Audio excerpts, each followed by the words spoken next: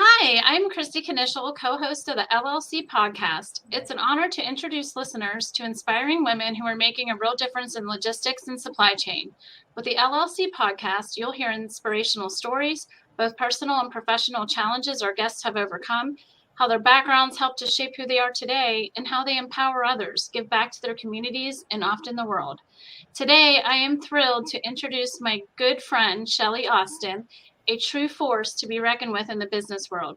Currently serving as president of InTek Freight Logistics for the past 6 years, Shelli's impressive career also includes 11 years as vice president at IDS Transportation Services, where she later became president for 2 years. Additionally, she held the position of vice president of logistics at Buzztronics for a year and served as the director of transportation at Ingram Micro for 6 years. Shelli's extensive experience and expertise make her a valuable addition to our network. So thank you for being here, Shelli. Well, thank you for having me. I'm excited. Awesome. Well, let's just dive right in. So with your extensive experience in the logistics field, and I'm going to say being primarily in the mode of intermodal, but we can talk whatever. Okay. We would love to hear more about your background and how you rose to become the president of InTek Freight. So if you can share with our listeners a little bit about you and your journey and that led you to where you are today, that would be awesome. Yeah, I'd love to. So oddly enough, Kristy, my background does not lend to the start of my journey into freight or intermodal at that. So it's pretty interesting. I won't give all the details, but a little unknown fact about me is I actually got a scholarship for theater and technology to go to school. And so I really didn't envision me playing with freight, planes, trains, and automobiles when I went to school. I actually thought I was going to be in the theater. And I did. I cast people's faces and built masks, and I did pyrotechnics and all kinds of fun things, right? Well, that's why you're a good moderator. Is that what it is? Gotcha. So that's where I thought I was going to head in the direction. And I got into transportation through Brightpoint. When I started, out in the career, I changed from the theater direction and just went into general business. And when I got to Brightpoint, that's when I really found, my niche in transportation. And I was on the shipper side of the business. And I think that's important to note as you and I are service providers. So I have that kind of a look on the shipper side of business. And that's where I started out and built my way up into director of transportation there. And then my business partner and I, Rick Lagore, we decided that we wanted to create something to fill the gaps of what we found on the service side of the transportation. And that's how we then flipped sides and created our company on the service side of it. And as you mentioned, we started as IDS and ultimately we're InTek Freight Logistics. So a long journey from theater to working in the intermodal space and being a service provider, but it's been a great journey. Absolutely. I mean, a couple of things I wanted to ask you too. I mean, even for me, like along your way, I think a lot of people ask us, like, did you have any early influencers or mentors that maybe inspired you to continue to rise and be where you are today? Yeah, it's funny you asked that because I have probably more than I would even mention, and that's sad, but I have had so many mentors. And they've been in different segments, in different roles within my life. So, I've had everybody always calls me an old soul, Kristy. I'll have to tell you that. They say that I don't hang with my crowd and that I'm an old soul. And if that's the case, then I'm happy to say that I am, because I have had such great friends and mentors that have not only built my knowledge base, but also built my network and helped guide me through this industry. So I'd say, I've had mentors that were entrepreneurs. So that gave me that business sense, that mindset of running a business and owning a business, which is kind of, something very different. You don't just inherit that, it's something that you have to learn and how you do that. I've had, mentors on the industry expert side. I had some folks that were, within certain carrier segments like FedEx or UPS or different carriers that just kind of took me on as early on in my career and just filled me full of knowledge. So that's, it makes you look smarter than who you are, but you just internalize that and you start to build on that knowledge. And those are the mentors that helped me through that. And, I would say even through, a mentor through my business partner, Rick Laborde has been a huge mentor in the business, not only as, a partner in building our business, but just different ways of learning how to manage different pieces of business. And, it's funny, we always talk about, so Rick and I, he does the things I absolutely hate to do in the business world, and I do the things he absolutely hates to do in the business world. I will be the first one to tell you the thing I hate is the numbers. I am not the numbers monkey. I am not the financial guru. He handles all of that, and I'm so glad that he does. But I learn a lot from it, right? Because if you don't know that piece of the business, you can't be effective on the piece that you are. So I would consider him a great mentor as well. No, that's awesome. I agree with you as well. That's definitely not my strength on the number side either, as I talk to you about quite often, but it's always good that we each have those people within our companies. It is, enough to be dangerous for That's sure. Right. That's right.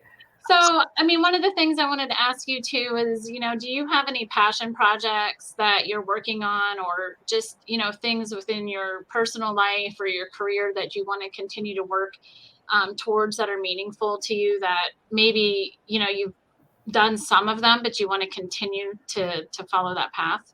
Yeah, no, I would love to. I can mention both on both career and personal. I'll probably start with career because that's where I spend most of my time. So on the career side of it, things that are not within the actual day-to-day, I have found a great passion for serving on boards, and for the education side of things. So, was able to serve on the board of TIA, which you were, but we were so glad you were able to fill that chair space on the TIA, but you got to realize how impactful it is to serve on a board. I don't think everybody really understands what it means to serve on a board of our industries that surround our network and our industry. And I think it means a lot, because if it weren't for the folks that give their time to do that position on the boards, our industry wouldn't be where it's at today. And I think it does help us build our network. It helps us bring everything together and all the collaboration. And I just feel like that's something very important. And I enjoy doing that, just not as a work event, but as a passion for a career. And, I would love to continue to do that in whatever space it may be in our industry, is be able to give my time on different boards. Currently, I'm serving as the chairman of the board of IANA, and I'm enjoying every bit of that. Again, I will openly admit the things that I am not strong at. And one of the things I'm trying to learn and dive into more with IANA is on the rules and regulations and the policy and the government. I enjoy the staff at IANA because they're helping me along the way to be more proficient in that and better in that, and to learn more about those types of things that are going on in our industry, because that makes us all that much better for our customers and how we're helping them and making their choices. So career-wise, I would say, serving on the boards and giving my time there, as well as the colleges. Kristy and I have spoke about that many times, and that's a huge passion of mine. I would love to do more with the colleges and build out the transportation programs, utilize everything that we've built and learned on our boards, TIA and IANA, and infuse those into the colleges. And even at a lower level, Kristi, you wouldn't believe it, but we were just talking on one of our IANA meetings that our scholarships are going to extend into the high school level. Awesome. I just thought that was the coolest thing, right? You can get into the high school level where kids are just thinking about, what is it I want to do with my life? Now, they may change 20 times from that, right. But to be an influence at that level, I think is phenomenal for our industry. And so, yeah, that's a huge passion on the career side. As far as the personal side, I'm boring. When you're in logistics, you have no choice other than to be boring, maybe. Exactly. But what I do take the time for is I'm huge on fitness and exercise. It is something that is very important to me. Not so much, for physical, but more mental. So I am very regimented about a workout at 4 a.m. every morning. And I adjust that time. Everybody thinks I'm crazy. I adjust that time if I'm traveling. So there's been known of me getting up at 2 to make sure I get a workout in before I get on a plane. But it is a passion of mine. And so I feel like it should be mentioned. And again, it's all for the mental health, I think, of everything. And just that you go into the day saying, I got this, right? So instead of just rolling out of bed and being sluggish and not, oh, do I have to do this again today? No, you go in there and you punch a punching bag, or you run a few miles and you say, okay, yeah, I got this. So that's really what that serves on the personal level, and kind of the community outreach. So I mentioned my board passion career-wise, but also have that same on a personal level. Do a lot with St. Mary's Child Center here in Indianapolis, and have done that for 14 years. And it just is a really neat organization that supports children 3 to 6 year olds that kind of grow up in impoverished homes. And, that really means a lot to be able to give my time to that. So it's kind of the personal side. No, I mean, that's awesome. I mean, I love that you bring up the boards, because obviously you got me involved in that with the TIA on the committee, and then obviously with the IANA. If you could speak a little bit about what IANA is, because not everyone is going to know what that is and what it means. Yeah, I'd love to. So it's the Intermodal Association of North America. And it's just, I think it's fascinating because it really brings about what intermodal is. Because a lot of folks don't even know what intermodal is, right? It's just a movement of cargo, but there's so many parts and pieces to intermodal. It's a very complex mode of transportation.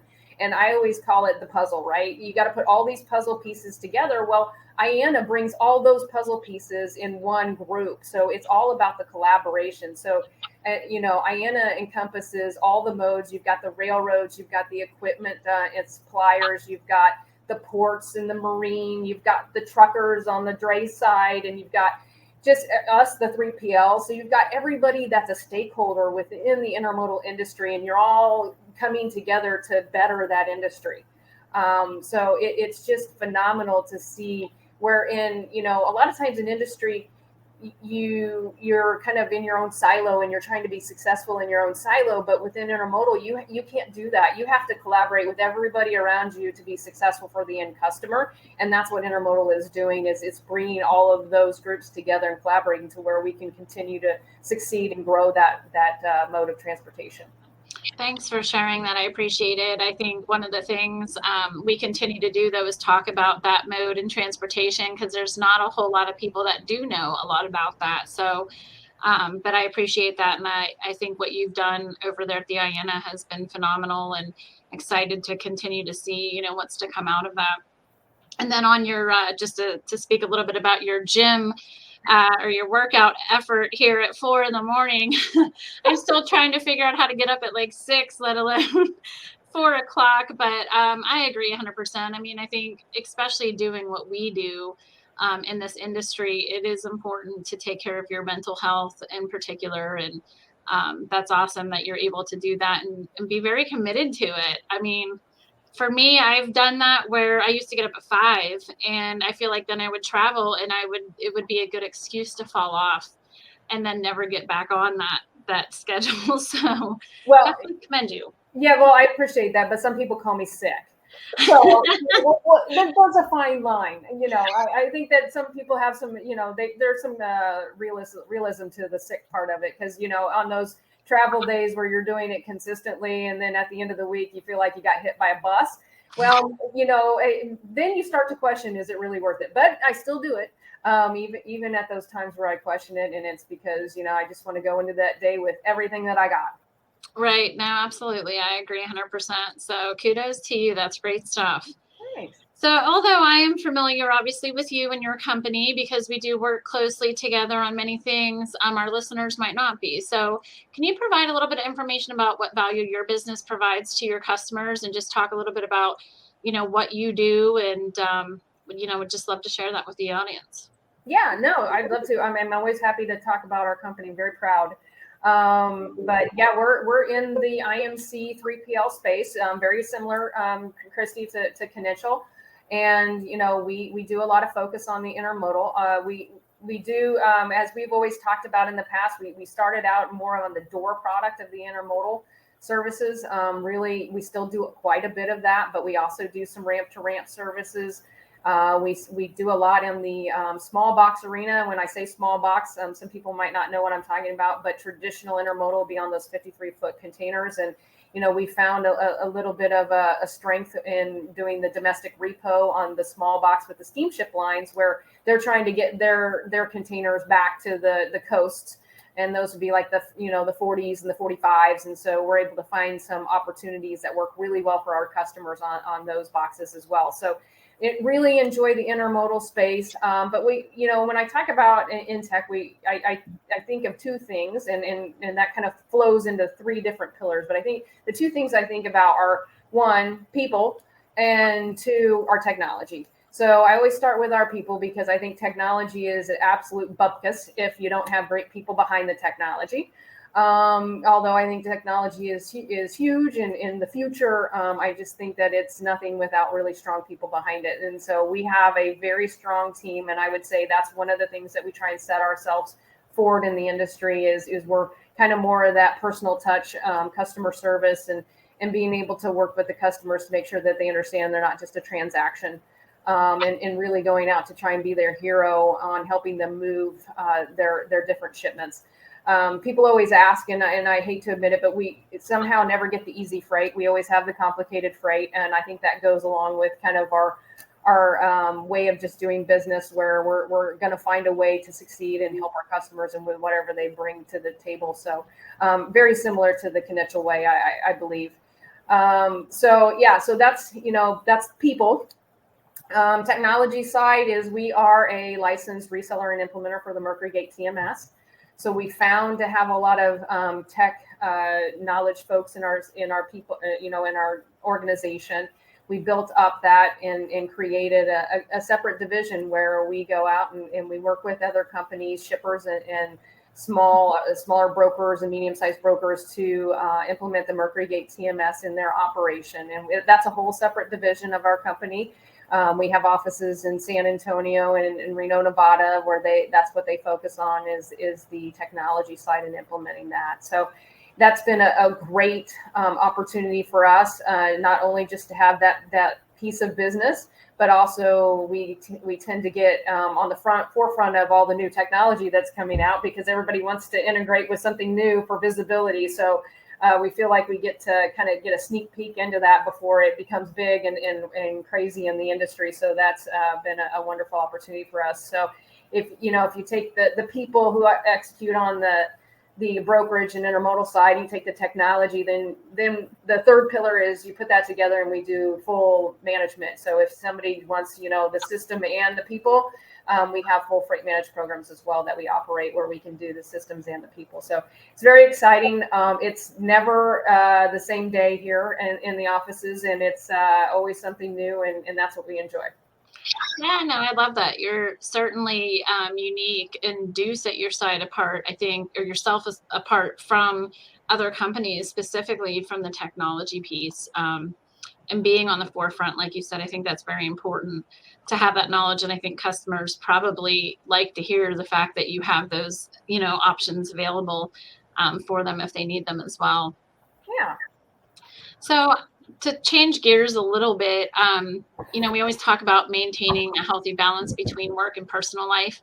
And I know that can be challenging. And we always talk about this work-life balance, which I don't know that it really exists, because I feel like you have to decide how you do that and when. And I think as a business owner, sometimes you don't have a choice. Like there's times you just have to work.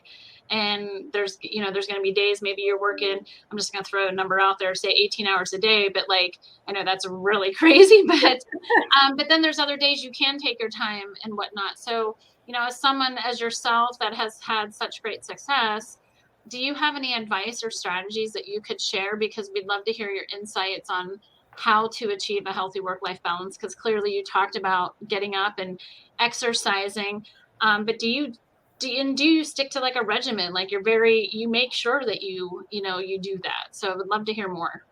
Yeah. Kristi,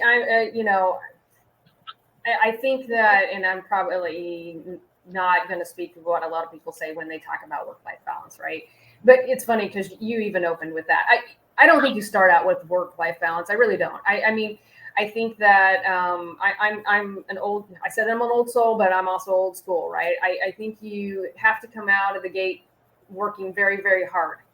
And it is hard to balance that with, work and life. And I think that sometimes it's overbalanced in one direction or the other, many times. But I think that you have to work for what you want to achieve.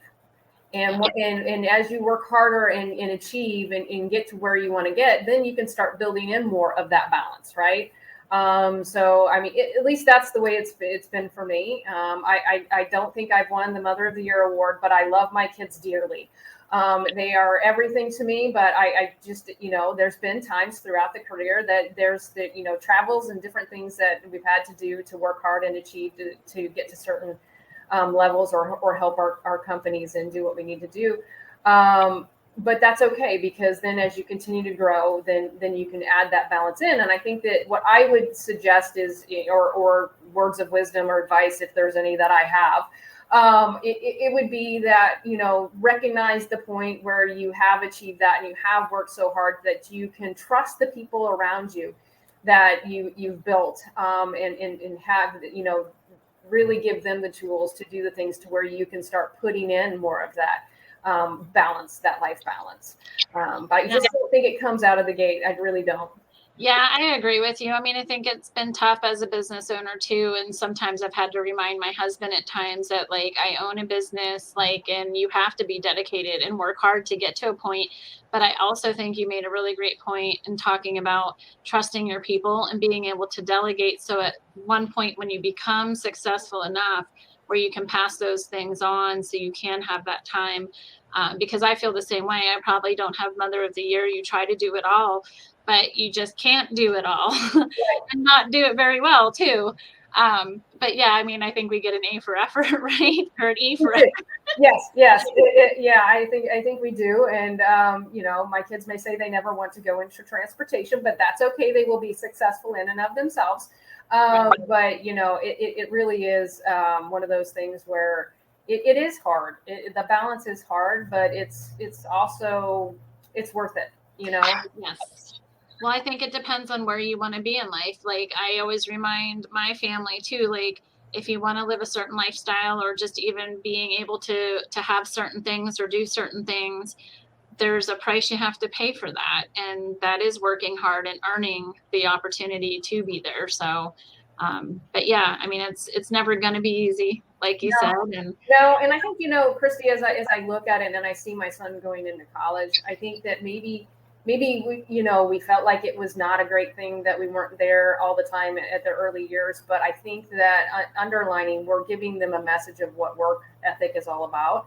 And I see my son going into college and carrying a job at the same time. And you can see that resonated with him. So it may just be that underlining help that we're giving our children that we don't realize at the time. And we feel like that we're the worst person ever because we missed that, band concert or that basketball game. But really, I think there is a great lesson to be learned in seeing what you can achieve in life if you really work hard at it. Yeah, I love that you said that, because I think that is key. When they see what you're doing to build the life for the whole family, then hope that they take that and have that same work ethic as well down the road. So very good point. You had great advice. I appreciate that. Yes, absolutely. Yeah, so let's talk a little bit about leadership. As women leaders in transportation, we have probably experienced a lot of similar hurdles throughout our careers. Obviously, we always talk about being male dominated. I think so many industries are, just because women were never really in the workforce as much, right. Until more recently, obviously. But can you discuss a little bit what leadership strategies that have helped you the most, and perhaps where you see room for growth? Yeah, well, that's really interesting. And honestly, Kristi, I'd rather be in a male-dominated industry, to be honest with you. And I think that it's whether you're male or female or not, it's really about, it's not about whether you are male or female. It's about how you execute, how you lead, and then how you grow, right? I think that's what it's about. It's about what you're doing as a person. And I think as far as the leadership skills, Kristi, those change, because what the leadership skills of 10 years ago are definitely not what the leadership skills are in current day. So I think it's important to remember is that you're always evolving on how you lead a group of people and how you lead your team, and even on a personal level, how you lead, right? You have to be open-minded and you have to be willing to adjust with how things change. And that's really hard. You think about it and you hear, all of us old people say, well, back in the day when I did this is how we did it, but that's not what's effective today, right? Even if it worked for then, it may not work for now. And I think so in the leadership side of things, it's really about adjusting and working and knowing who you're working with. And just, you make a difference with the people and understanding who they are and what motivates them and helps them grow. And you know what? It's not going to work for everybody. I mean, that's one thing I've learned in this industry is no matter how hard you can try to help lead somebody or grow them or train them, some people it's just not going to work for. And that hurts me. It hurts my heart that it doesn't work for some, but it works for most. And you end up working with some really bright people that do end up growing in the industry and growing in the environment and become successful people. Yeah, no, I mean, I echo your comments too. I know there's a lot of talk about the male-dominated sector, but I do think like we learn a lot from that as well, and we can be there as equals too. And I think sometimes it's a benefit, like you said, being in that space, to be quite honest too. But I agree. I mean, leadership even for me has changed over the time, and it's a learning lesson for everyone and who you're working with, who the team is, and everyone is different. Yeah. And I think part of what we go through, especially myself now, is learning how to deal with different people and different personalities. And you have to be able to, I think, as a good leader, pivot with each of those people and understand, like you said, each method it's not going to work the same for everybody. And just finding your way through that. So. Yeah, I mean, Kristi, look, I mean, we've had to learn how to lead through virtual, right? I mean, right. It's just everything has changed, and that's tough, and now a lot of folks such as ourselves, you've got this hybrid, right? So you gotta manage both. You got to manage how to deal with the virtual environment. You got to manage how to deal with the office environment, which I think is great. I think that's a great involvement for all of our industry and in our workspace to let people have some of that freedom of a remote workspace, but also have the office. I'm huge for the office space. I love the fact that you just holler, hey, can you get this for me? Hey, can you do that for me? I mean, I'm all about that, right? Yes. But it's also nice for folks to be able to wake up on a Monday morning and know they don't have to make that long drive into work, and they can just go and attack the work day. So I think that good hybrid approach works really well, but it is an adjustment in how to lead. Yeah, I agree. I think that's another good point too, because we just talked about this literally yesterday when I was teaching people, and part of it was just being able to sit there in the office and hear what was happening. So you could be like, hey, no, wait, we need to ask this question, and so you lose a sense of that when the people are hybrid. We're hybrid as well. So when they're at home, you don't get to hear all that. And it's interesting to try to figure out, like, would it be different, when they're in the office? And clearly it would be, but I mean, again, it's just definitely an interesting time to navigate through all this stuff, but it's all good because I think at the end of the day, going back to, finding that balance in your life, so to speak, being able to have the flexibility of that, I think is huge for everybody, that's out there in the workforce. Yeah. If your job can do that, obviously there are jobs out there that just can't, but I definitely think there's positives for sure.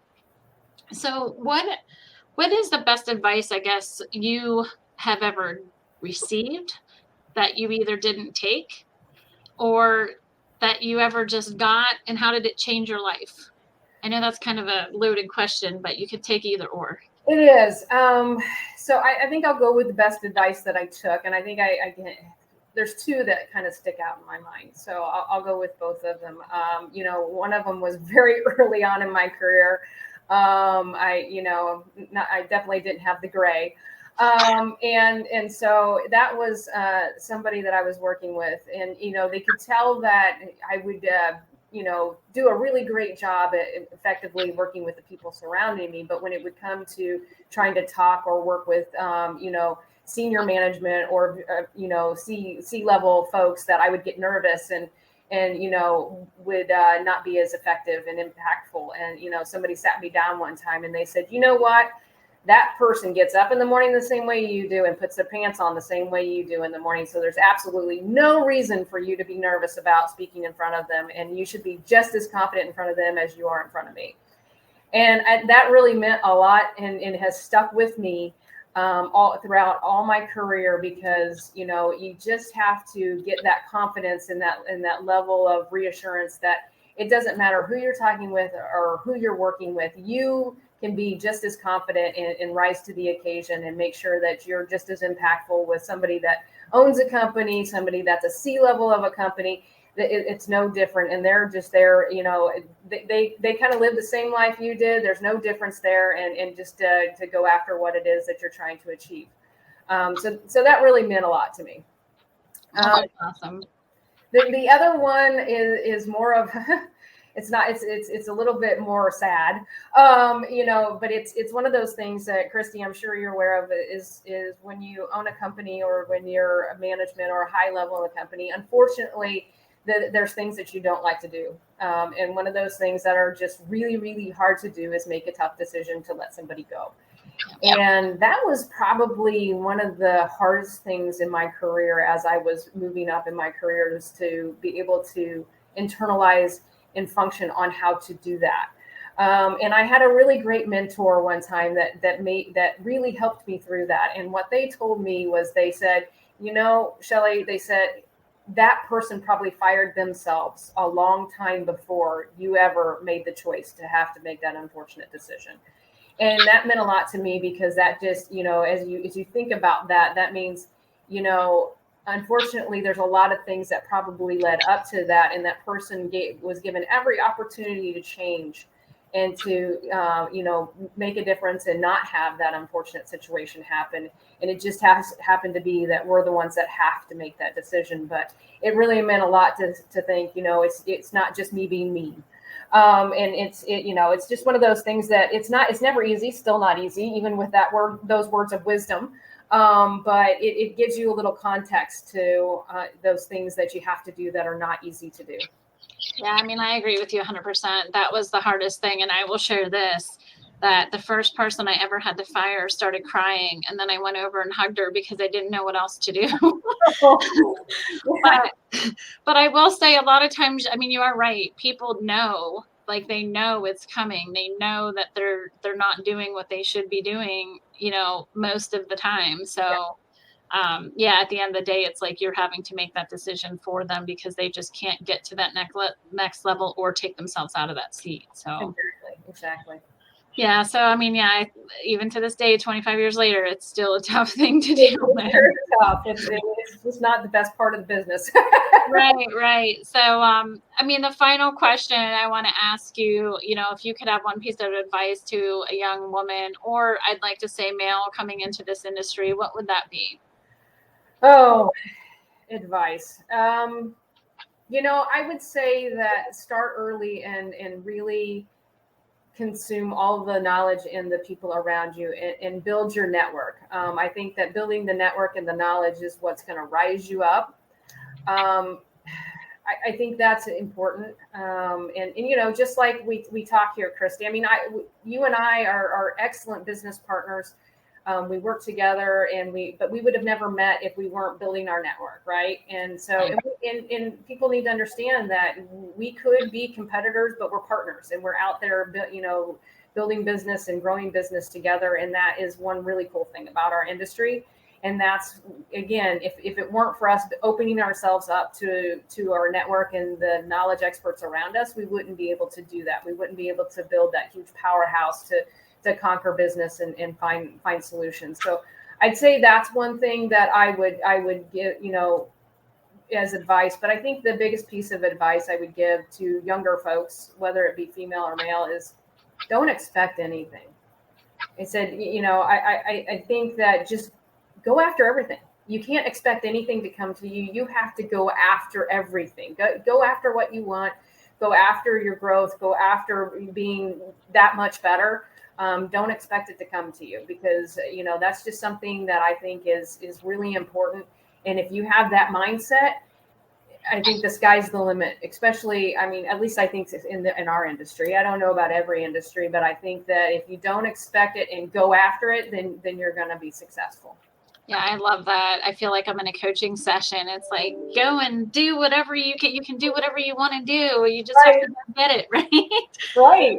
Yeah, no, absolutely great advice. Well, we're at the end of our show, Shelli. So thank you so much for sharing your professional journey with us. And for more information about Shelli and her business, please visit intechfreight-logistics.com, as well as following her on LinkedIn, Shelli Austin. Rick Ligor is also the other owner she mentioned as well, so be certain to look him up too. So thank you for listening. Stay tuned for more inspiring stories with the LLC podcast.